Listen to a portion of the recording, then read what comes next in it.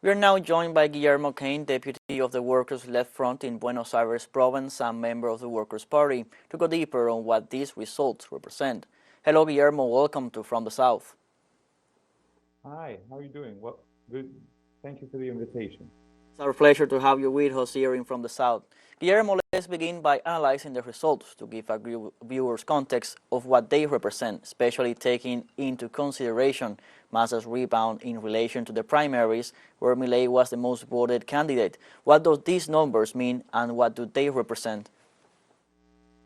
Well, yeah, last night's results were quite surprising because though the Peronist coalition, which is currently governing nationally and in the province of Buenos Aires, is seen as having a great responsibility in the economic downturn, the devaluation of the peso, inflation that is bordering on hyperinflation, which is already over 120% annually, and a very big increase in poverty.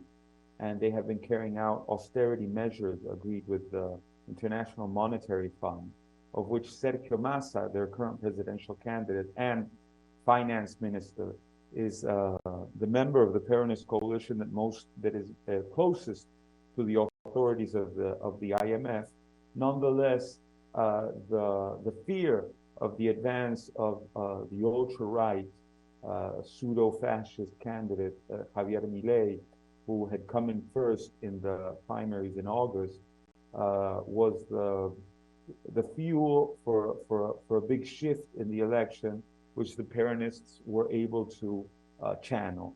So there's a contradictory situation where they had done a very poor election in the primaries, and this had been read by all as a result of the social and economic effects of their current government.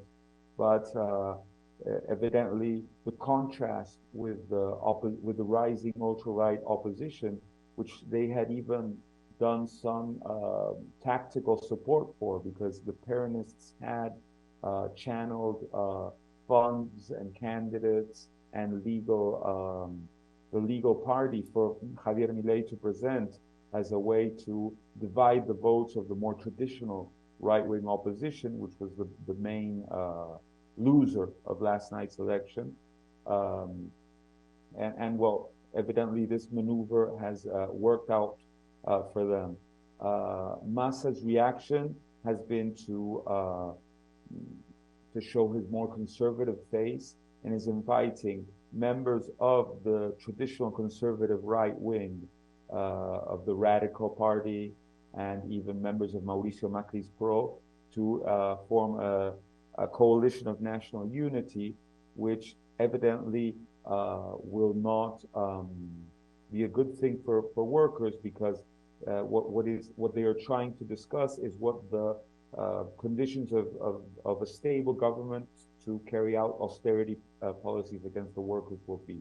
The Left Front, which I am a member of, the Left Workers Unity Front, in a difficult situation, has had about 700,000 or 800,000 votes nationally. We are getting a new National Congress member from the province of Buenos Aires, and a new member of the legislature of the city of Buenos Aires, as per the election results last night. Guillermo, the November 19 runoff between Massa and Milei are a fact. What happens now is the question. What can we expect both candidates to do to bring voters in, especially those that voted for Patricia Bullrich, who was third in the first round, to ensure a victory in that November runoff? Yes, well, I think what we are seeing about Massa calling for a government of national unity and proposing right-wing Peronists and radicals, and maybe even members of Mauricio Macri's PRO as possible future cabinet members, has to do with courting those votes, and also courting the support of many sectors of the economic establishment, of the local bourgeoisie, and even the United States bourgeoisie and European bourgeoisies, which are, of course, very important and dominate economic life in Argentina, to support him, in the sense that Javier Milei is seen by even many of the capitalists who a government of his would support as being an adventurer and an unstable person, both personally and in the sense that he does not have an organized party, a mass base, but is basically a lone ranger, so to speak. And in that sense, a government of his um, is seen as an unstable promise. Today, markets reacted positively to Massa's surprising turnaround. He's got over 14 points over what he personally had received as a candidate in the primaries. And in particular, in the province of Buenos Aires, Peronism made a great comeback with Kicillof, the current governor, being reelected with over 45% of the votes and winning back many cities that were in the hands, their local governments, in the hands of the more traditional conservative right-wing PRO.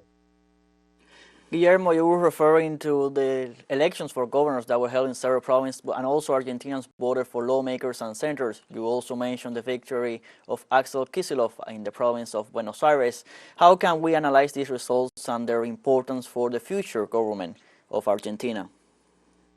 Well, we're still going through the results, which came in late last night. Um, the landscape is very fragmented.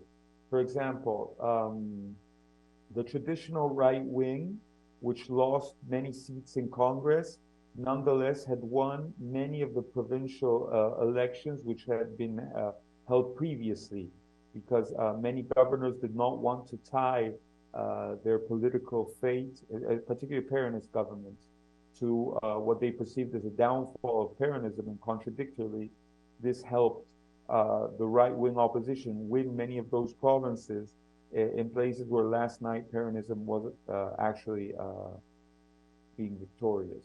So it has been a very tumultuous electoral process, and these 3/3 between the ultra-right um, libertarians, so-called libertarians, the more traditional right-wing opposition and Peronism have a very split presence in Congress in both chambers. So we're going to see is how these two political poles that are going to face off in the November runoff, headed by Massa and Milei, split the support, and we are seeing a pressure which might crack the Juntos por el Cambio traditional right-wing opposition between those two poles. So all eyes are currently on the Macri coalition and the Radicals, the traditional right-wing party, which are probably going to split their support between Massa and Milei along lines which the bourgeoisie internationally tends to split along the Biden and Trump lines. One thing that we could comment on this, for example, is that the PRO had divided support in the recent elections in Brazil. Macri and Patricia Bullrich favored Bolsonaro and will probably support Milei in the runoff. And Larreta was at this moment, head of the city of Buenos Aires government and also a member of the PRO, of its more moderate pro-Biden wing, supported Lula Alckmin. So these supports in the neighboring election of Brazil could give some insight as to how a possible split in the coalition will reorder itself in the coming runoff. Thank you, Guillermo, for your time hearing from the South and for your important inputs. Thank you for the opportunity to give our point of view. No, it was a pleasure. We were analyzing the outcome of the first round of Argentina's general elections with Guillermo Kane, deputy of the Workers' Left Front in Buenos Aires province.